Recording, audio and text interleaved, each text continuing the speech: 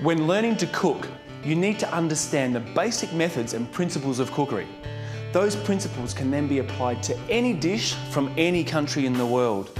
Over the next few minutes, I'm going to show you the techniques, ingredients and equipment used by professional chefs globally.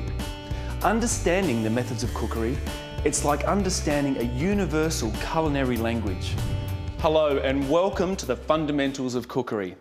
Today, what we're going to talk about is knives. Every kitchen has knives and you have to have a really good set. I'm going to show you now the key knives to have in your set and how to use them.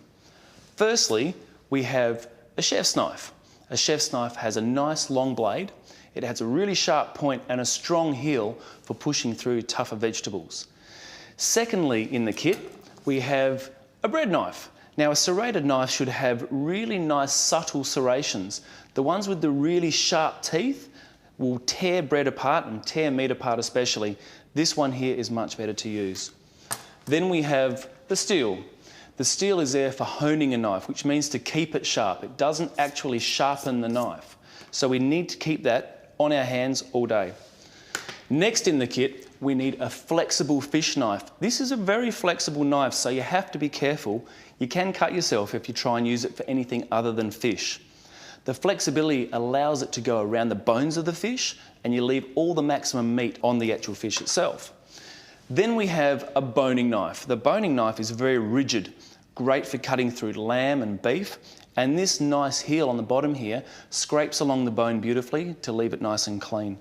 And lastly, we have a paring knife. Now, the paring knife is a fantastic knife. It's small, it's easy to use, great for peeling vegetables, cutting segments out of fruit and so forth. A really fantastic knife to have in the kit. And that really is it. Of course, there's more knives you can buy, but this is the basic kit.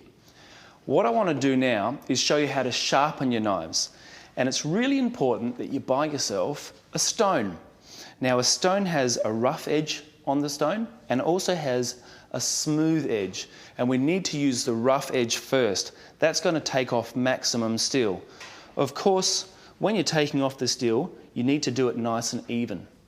So we need a lubricant on the stone, such as oil or detergent or water. It really doesn't matter, but make sure you keep using the same lubricant every time. To sharpen the knife, spread your fingers evenly over the back of the knife, and that will stop getting a wearing spot in one area. It'll make it nice and even. Start from the point at about a 25-degree angle and then force your knife across the stone from the tip to the heel. Once again, from the tip to the heel. Once you feel that you've sharpened one side of the knife, turn it over and do it again on the other side, from tip to heel. We do that about 10 times, turn it over, and then do the same on the smooth side. Now, once you've done that, your knife should have been sharpened. Give it a nice little clean and then run it over the steel. Now, the steel is there to hone the knife. It's a magnet. You hold it away from your body at about 45-degree angle, and again, you start this time with your heel and we run to the tip. Never move your hand towards the other hand because you can cut yourself. So just let your arm drop. Start with the heel and then just let it drop. And then again to the other side, 25-degree angle again, and then let it drop. It's about a thumb's nail width away from the steel. Now, before we start cutting, I want to talk about some safety. When carrying a knife, hold it by your side. It's the safest way, never have it pointing out. Also, when you're passing a knife to somebody, just put it down on the bench and let them pick it up. That way they have control of the knife. When washing the knife, never leave it in a bowl of soapy water. People can't see it, they'll reach in and they'll cut themselves. And lastly, don't leave it on the side of the bench because somebody could knock it and it will fall. And if it does fall, don't try and catch it. Just let it fall. It really is the safest way. Now, I want to get into some cutting. We're going to start with a carrot. And before we cut the carrot, I'm just going to show you how to hold your hands. Always use your knuckles as a guideline. At home, most people tend to cut like this, but if you cut your fingers, you'll feel it for the rest of your life. At the back of your fingers here is only bone, and if you do cut yourself, it will heal and you'll be able to progress. Over time, you'll learn to use one of your two knuckles. I tend to use my centre knuckle. Hold the knife blade against the side of your knuckle and then allow the knife to cut through the carrot. Now what I've done here is I've taken off a thin edge, and I always do this on a cylindrical piece of fruit or vegetable. By doing this, we've created a nice flat surface on the carrot, and that will help it be nice and stable on the table. Then we hold it down and we continue to use our knuckle as a guide, keeping the thumb at the back. There's two motions you can use when you're cutting. Number one, I call it the locomotion. You keep the top of your knife, or the tip of your knife, on the board, and the back of the knife just runs along like this. It's sort of like the side of a train on the wheels. The second version is where you drag the knife backwards. This is a much faster way of cutting, and you really should only do this once you've had some experience with the first method. You should start nice and slow, never rush yourself, and over time you will get much faster at cutting with a knife. Now I can't let you go without showing you the most commonly used vegetable in the kitchen, the onion.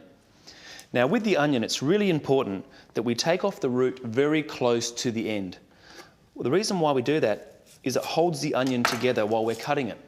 On the other side of the onion, which is the top of the onion, we can cut that a little bit deeper, and that just exposes all of the nice leaves of the onion. The easiest way to cut an onion and to peel an onion is to cut it in half, and that allows you to get easy access to the leaves so that you can peel it nice. There's two common ways of cutting an onion. One is sliced and the other is diced. To slice an onion, the easiest way is just to rotate the onion and then cut from one end to the other. Using the pull back method, I slice through the onion and only ever go to the top of the onion. Once you've reached the top of the onion, you're going to start going downhill, and that's where you could cut yourself. At this point, rotate the onion over so that you go uphill again. Now when dicing an onion, this tip is a gift. From the top of the onion, cut the knife through the thickness that you want the cuts to be. So this is a large dice. Holding together, because we've cut so close to the root, we now cut through from the side. And what that means is that when I make the next cut, it's going to fall apart into an even dice and we won't have to recut it. And you'll see, as we cut the onion, it falls apart into a perfect dice.